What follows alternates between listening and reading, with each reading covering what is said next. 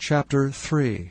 For behold, the Lord of hosts, doth take away from Jerusalem and from Judah the stay and the staff, the whole stay of bread and the whole stay of water, the mighty man and the man of war, the judge and the prophet and the prudent and the ancient, the captain of 50, and the honorable man, and the counselor, and the cunning artificer, and the eloquent orator. And I will give children to be their princes, and babes shall rule over them. And the people shall be oppressed every one by another, and every one by his neighbor. The child shall behave himself proudly against the ancient, and the base against the honorable. When a man shall take hold of his brother of the house of his father, saying, Thou hast clothing, be thou our ruler, and let this ruin be under thy hand. And that day shall he swear, saying, I will not be an healer, for in my house is neither bread nor clothing. Make me not a ruler of the people. For Jerusalem is ruined, and Judah is fallen, because their tongue and their doings are against the Lord, to provoke the eyes of his glory.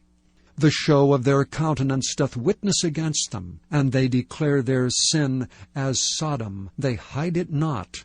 Woe unto their soul, for they have rewarded evil unto themselves. Say ye to the righteous, that it shall be well with him, for they shall eat the fruit of their doings. Woe unto the wicked, it shall be ill with him, for the reward of his hands shall be given him. As for my people, children are their oppressors, and women rule over them. O my people, they which lead thee cause thee to err, and destroy the way of thy paths.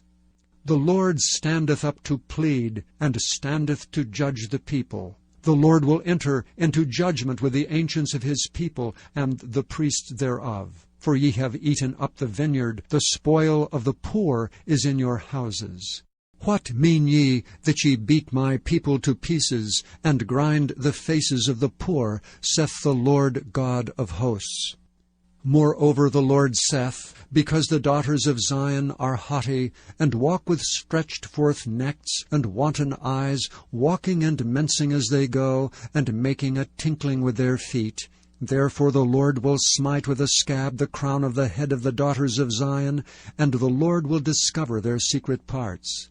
In that day the Lord will take away the bravery of their tinkling ornaments about their feet, and their cauls, and their round tires like the moon, the chains, and the bracelets, and the mufflers, the bonnets, and the ornaments of the legs, and the headbands, and the tablets, and the earrings, the rings and nose jewels, the changeable suits of apparel, and the mantles, and the wimples, and the crisping pins, the glasses, and the fine linen, and the hoods and the veils. And it shall come to pass that instead of sweet smell there shall be stink, instead of a girdle a rent, and instead of well-set hair baldness, and instead of a stomacher a girding of sackcloth, and burning instead of beauty.